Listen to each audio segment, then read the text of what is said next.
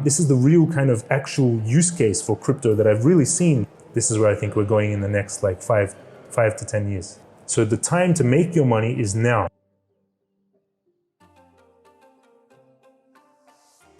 Welcome to Web3 Wisdom, for a journey into the heart of Web3, where knowledge is power and wisdom is key. And for today's episode, I have another interview for you, and this time with the founder of Magicraft Game. He's a business veteran, a crypto expert advisor to a range of projects, and I'm talking about James, rather known as Crypto Guru. On YouTube, James has close to 80,000 subscribers, where he does technical analysis, predicting the movements of stocks and cryptocurrencies. He also has coaching courses on his website, and he received the Crypto Influencer of the Year award at the 2022 AIBC Summit, where I also managed to film this interview with him. Usually, you will only hear him talk about crypto, but this time he also shared his broader view on Web3, the metaverse, and more with me. Just like the previous interview with Da Vinci, this interview was filmed at the AIBC Summit in November, but it is still very relevant today, if not more. So let's get into the episode.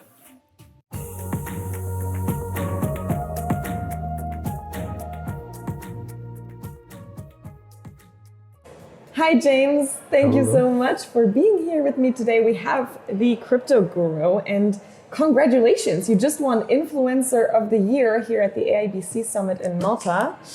Yes. Congrats. Tell us a little bit about what do you think, why do people resonate with you and your content? It was mainly because I'm the founder of a project, MCRT, and that project blew up. Oh. It's like massive now. Yeah. And a project is like, now we have like 600 influencers. So a project is bigger than any individual influencer, like by far. Like Solana is much bigger than all the influencers that are. Interesting. So I'm now, my Crypto Guru brand, but MCRT Magicraft is blown up. So. Yes. Very true. So you feel like the award was more towards the project rather than you as a person? Yeah. It's just boosted my social presence a lot. Social, personal brand. Yeah. Amazing. Well, you already mentioned Magicraft. So maybe you want to just like a very brief, like short intro into what Magicraft is and just give us a little bit more context. Yeah. So it's a play to earn game. Yes. It's, you're battling it out like a MOBA, kind of like League of Legends or Dota 2, but you're battling for tournament prizes of MCRT, a cryptocurrency. And we've integrated Web3 technology like NFT gates, so you need NFT to access the game. And then there's also Web3 Steam system. So you're kind of versed, like today before I came here, I just quickly pulled out the phone, versed someone for 10,000 MCRT, which is like $60. Yeah. And he kicked my ass, but he won the MCRTs. It's just like that. It's like one-on-one PvP mage battles. Amazing. Yeah. Very, very interesting. And Tony actually showed me the game. I thought it looked really cool. And also the graphics are, I feel like, a lot further advanced. Is it built on what, Unity? Or? Yeah, it's Unity engine. Okay. And our development studio, they used very cool new technology, like it's our own patent technology, which is like allowing multiple players to be on one map. So you can have like really big scale wars on your phone, which normally you can't do. That's why the PC games are much better than mobile games, because you don't really have the technology on mobile to be able to play those big graphic games. Right. But now with this technology, new shading technology, we can play these big battles on our phones now. Very nice. How often do you play? Nearly every day. Really? Yeah. When it's a lot of people play it just a lot because they can make like $25 or $30 a day. I play it just whenever I'm got free time instead of just scrolling Twitter, or then I'll just jump on a game and verse someone for MCRT. Yeah. I think this whole landscape of like play to earn, and obviously with Apex, share to earn, and these models are very, lucrative. They're interesting, incentivizing people, for their time, for their activities. But I was just chatting through the networking event like yesterday or so with someone who told me about a study, and I thought it was quite interesting. It's about the over-justification effect, which is an effect that occurs when an expected external incentives, such as money or prices, decrease a person's intrinsic motivation to perform a task. So essentially what that study says is that people become less motivated when there is an incentive of earning, because it's not so much about the competitive nature anymore. And especially, obviously, this in crypto, the prices fluctuate, and when the price or when the market is down, or when in a bear market, then the motivation isn't as high, and then user or the user activity declines. So what is your take on that? We're not finding that because like when the markets dropped heavily because of FTX, all this drama, everyone was panicking on Twitter and just in crypto in general. But in our Telegram, we have 48,000 people inside our Telegram that are playing the game. They don't care. They're just playing the game and they're just creating new rooms and everyone's talking, fighting each other. It's like they didn't even notice that the markets were having this big... they noticed some people mentioning it, but majority of the people were just playing the game. So I think that's what's really going to be big for crypto. It's right now, crypto is just speculation. It's all speculation. Right. Like people are buying things for the price to go up to then sell them to other people at a higher price. But now with like, for the first really, besides exchanges, and exchanges were just helping people buy things to sell them higher. This is the real kind of actual use case for crypto that I've really seen. I've been here since 2012, all the 2016 bull market and all the alts that came out and stuff. There hasn't been really any, it's just been speculation, the hope of creating something, or the exchanges profiting of people trading the hope. But there hasn't been any real use cases. And now with these games, like it's the first real use case. Stepin, Magicraft, your project I've seen, it's like Instagram of it's first projects that people actually, it's giving a use case and crypto is just an addition. Before we continue, I quickly want to highlight the sponsor of today's episode. This episode is brought to you by Apix, the Web3 social media platform that I, as the host of this podcast, am also a founder of. We all spend time on social media, whether that's hours of creating content or consuming it.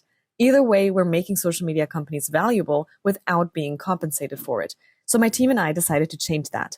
The Apix app is a new social network that rewards you for every interaction on the platform. Whether that's sharing, commenting, or voting on content, it's the easiest way to kickstart your Web3 journey. Join me and start getting rewarded for your passion by downloading the app today. 100% agree with that. Like utility, right? Yeah. And we talk about this all the time. We need utility in the space. We need interoperability where you can easily swap between different environments, and it's a fun place to be in. And at the end of the day, even with Apix, it's also what we've seen is people come in because they think, oh, you get rewarded for sharing content and you can make money and all of this. That's the first incentive. But then once you get into it, people stay usually for the community or for other aspects. For you, it's maybe the game is fun, it's competitive, right? So I think having those other aspects are quite important. But I thought this study was quite interesting, to find. Yes, someone mentioned this in a question on when I gave a speech about this. Oh. And he was mentioning this as well. We haven't seen that as much, but I understand if it becomes like just people like Axie Infinity, where people are playing just to earn. They don't really have fun. Like the game itself isn't very fun, but some people like it. But I mean, for me as a gamer, I like Magicraft. I actually like it's like really fun. Right. So if you build something really fun and it has earning potential, it's like two coming together. Where, yeah, and also I mean.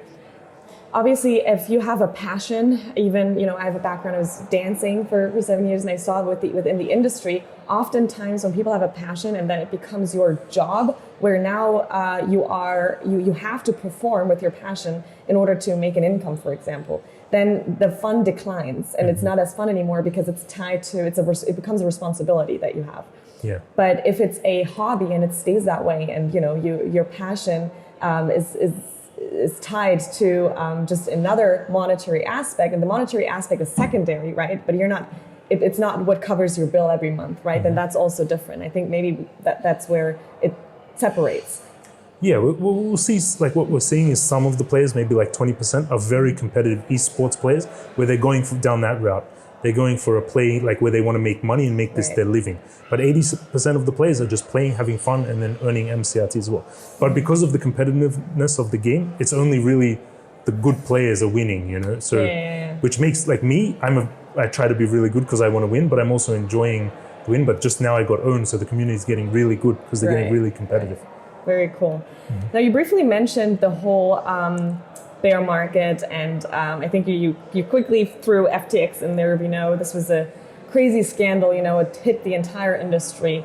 What do you feel like is the feeling or the sentiment right now? I mean, have we learned anything from the Mt. Gox situation? If you remember that, right? I mean, this happened before. Now we're seeing it again. So what is the conclusion out of this? Is it that we're now do you feel like we're moving more towards DeFi, or are centralized exchanges and companies like that are just need more regulation, and is regulation going to be the next route? What are we pivoting towards? One, I think, was an attack purposely because regulators want to come into. Now everyone that was in crypto that was like, we don't want regulators, we want to self-regulate, we want to figure out this technology ourselves. Regulation is stifling innovation. Now they're pushing for regulation to come in because of FTX. So I think it was an attack purposely to bring in regulation. By who? By Fed, by the SEC, by whoever's like controlling the system. Because crypto is going down this route of like, it's just turning into banking system. Yeah. And we're seeing that. If you were in crypto early on, it was like free, it was wild, wild west, but it was like really innovative and people not tied to this old system. But now we're slow with exchanges, with all that's happening. We're seeing slowly just the banking system be created again in crypto. It's terrible in a way.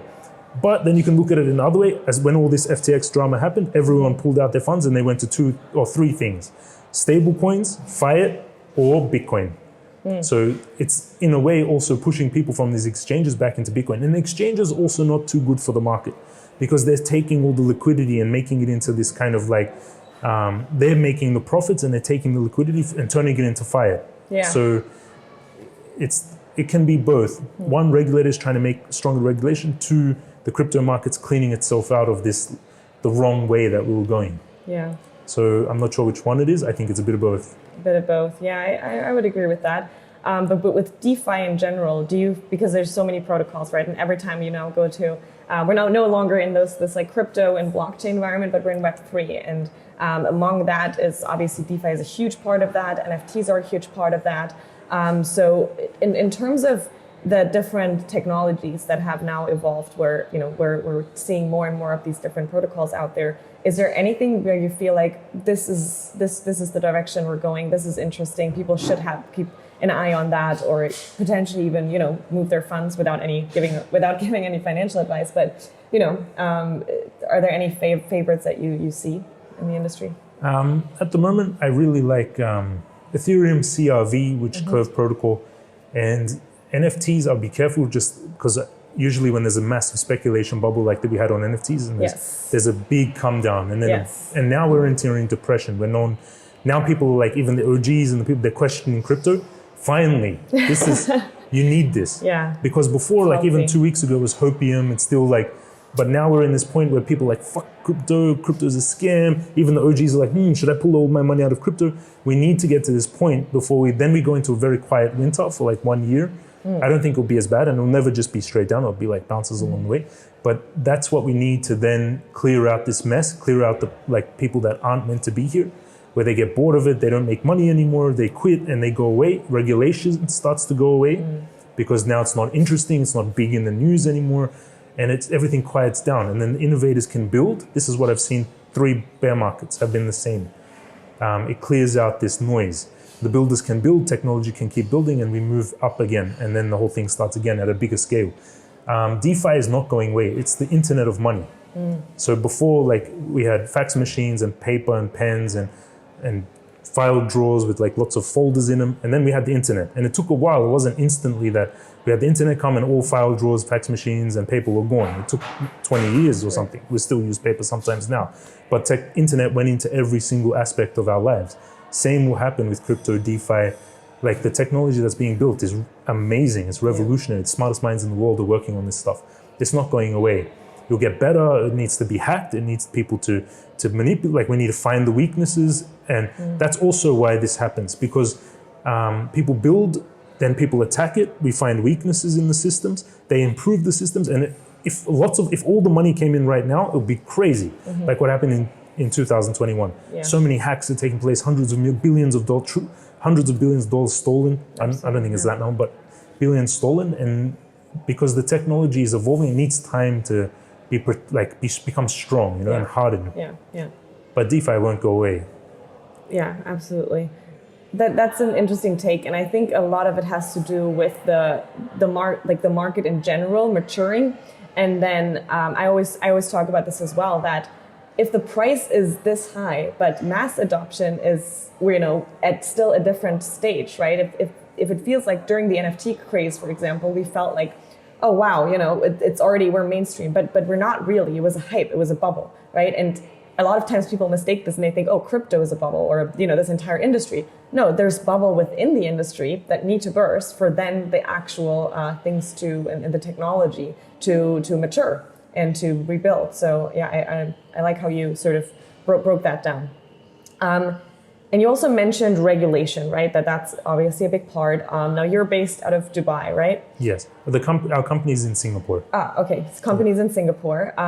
Maybe you can speak to both markets, or what do you feel? I'm working with the Dubai government, the UAE government as well, on bringing regulation into Dubai and integrating into the UAE blockchain, like crypto council. Working directly with the government, and they're trying to innovate. The problem is, why are we based in Singapore? The token release was in British Virgin Islands because we blocked any interaction with US markets. So all our US audiences, they can participate in anything that we're doing. Why? Because the innovation in the regulation is being like blocked because of the regulation in America. And that's really bad. It's really, really, like I tell this, like when I'm in the Dubai Council, it's really bad. It's like blocking the internet from coming into your country. Can you imagine, like, if America blocked the internet from coming in and the rest of the world starts letting internet innovate, what would have happened? No Facebook, no Google, no Instagram in America.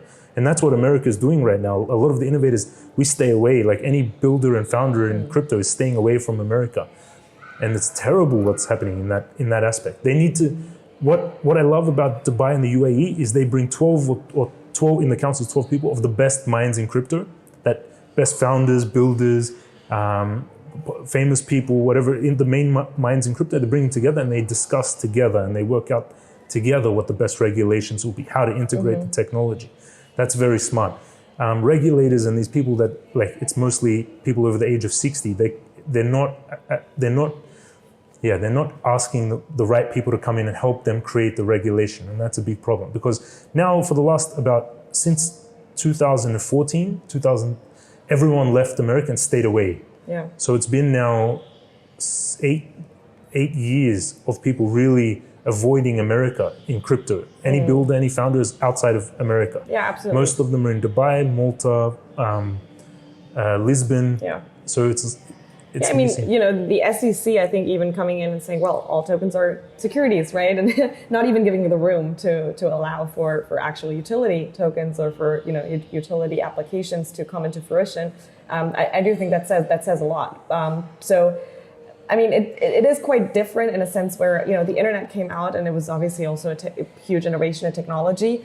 But the blockchain technology in the space we're in now is built on this idea of power to the people, right? And less like freedom and more decentralization. So obviously for regulators, or I wouldn't say just regulators, but in general for the current system, it's a bit scary, right? It's scary for them to have these new technologies come in where it feels like it's not just the Wild Wild West like the internet, but it's so much harder to get a grasp on it. And they're losing control. Exactly. They're losing control of the monetary system. But the thing is, if you were a horse company, like selling like horses and carriages and stuff, you try to block cars from coming. Yeah. It was much smarter for you to invest in the car company and start 100%. making tires and engines and stuff than it was to hold on to your horse and cart and try to block car companies. Right. And the same thing, like for them, really, they can't stop this. It's not like something that can be stopped. The whole world,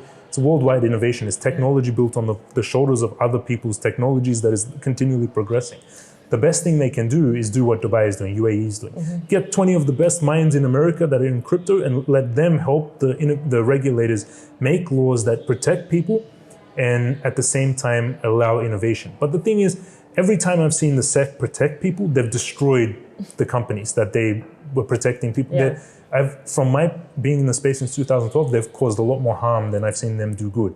Yeah. So like, for example, many projects were innovating, building amazing technologies. SEC comes in because of some like protection and destroys that company. As soon as the SEC says we're investigating a company, it destroys the market cap of that company anyway. And all the investors or all the people that were involved in that project get destroyed and go to jail or whatever.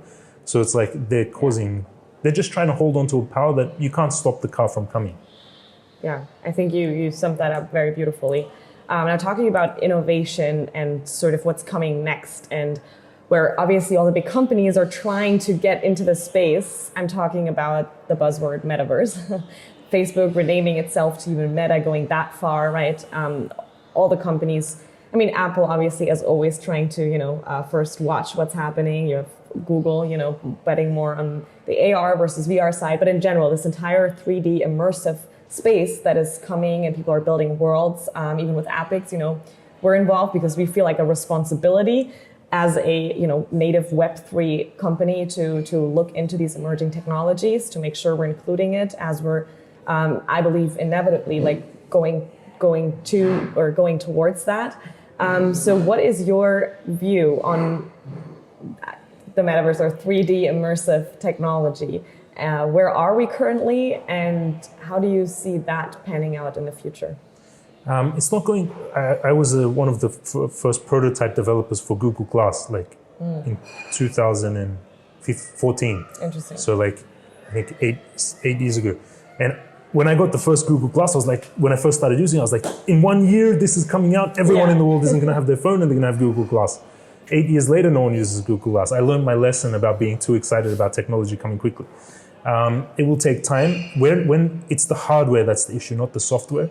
The hardware is too clunky. It's same with Google Glass. It was too hot. It would get hot on your head. You felt like it would blow up your face, So you were like, what? I still have it. It's amazing. It looks beautiful. It looks cool. And for nerds, it looks cool. For other people, it looks crazy. But the hardware will take time. But once we get to the form of Oakleys or these beautiful normal glasses, it's almost there. I think the technology is 1 or 2 years away from being just normal glasses. I think Apple and Google will bring it in quickly. Once it gets there, then we'll go to AR. We already have VR. AR is augmented reality. Yes. So it's like augmenting display or data on top of what you already see in the world. So you look at this painting, you'll pull up information about that painting. You look at this person, you'll pull up information about this person. Augmented reality. I think we're going down that road first. More VR will also be developed, virtual reality. So we put on this mask and you go into VR world, like Google, Meta. Meta. But the main utility, the main use will be augmented reality, augmenting the world around what we already see. Even Meta started with VR, but now in the recent Oculus, they have AR. So I think we'll move quickly into AR through Apple Glass and Google's Glass. VR will be side developed. It won't be as deep. It will be more augmented reality, but the glasses soon will be to the technology where you switch from VR to AR. And at that point, it'll be just a more augmented reality, data-driven world. The games will be interfaced over your reality. The data will be over your reality. You won't be using your phone as much because you can just pull it up on your screen in your eyes. This is where I think we're going in the next 5 to 10 years. We'll be going down this path, but not next year. Yeah. So are you currently looking into metaverses? Do you have an avatar or not yet? Are you first watching from the side? We're working right now. We're going on Magicraft MCRT. We're doing PC. We have right now iOS and Android. Okay. PC is coming in December, and then we'll be moving over into VR as well. So we're working on making the game in virtual reality. Very exciting. I think we should chat more about this. But okay, that was awesome. Thank you for giving us so much insight. Is there anything else that we haven't covered that you maybe want to give to the audience? Yeah, I always like to say this. Where everyone makes their money is now. So everyone thinks that they make their money at $69,000 Bitcoin, and when the markets are pumping and everyone wants to buy Bitcoin and crypto. But actually, that's when the people that made their money are selling. So the time to make your money is now. Now you need to find the good projects, Bitcoin. This is where you need to be putting in your money, that in the next bull market, when everyone's buying Bitcoin at $200,000, that's when you're selling. Right. So the money to be made is now. Where most people now get scared, they're crying, they pull out of the markets, they think it's a scam, they get depressed. I have a saying, when people are crying, I am buying. Oh, that's a powerful one. Definitely incredible advice. And also don't wait for the bottom, right? Everybody's like, oh, when's the bottom? I think it's going to go even further. I mean, what's the downside now and what is the upside, right? So try to get the meat of the move. I sold in November, and the best is DCA it out, dollar cost average out, and dollar cost average in towards the bottom. Don't go all in now. I never go all in. So when I DCA in, dollar cost average, split up, and I go 1% in. So I started dollar cost averaging, I think 1 month ago, and I started buying 1% per day. Yeah. So it'll take either around 3 months to go fully in. And do it more 1% on a very red day. Yeah. and just slowly enter now down the bottom. And then when it's at the next bull run and your friends and grandma and everyone's talking about crypto, everyone loves crypto, Bitcoin's at peaking, and everyone's going crazy for crypto, start DCing out. Thank you so much. This was incredible advice. So I hope you're all listening and taking notes. Thank you so much, James. Thank you very much. Great interview. I appreciate it. And I hope we'll see you very soon again in the metaverse or on Epics. I hope you enjoyed this week's episode. If you did, be sure to subscribe to the channel. This obviously helps it grow and also allows me to make more cool interviews with awesome people in the future. So thank you so much for listening, and I will catch you on the next one.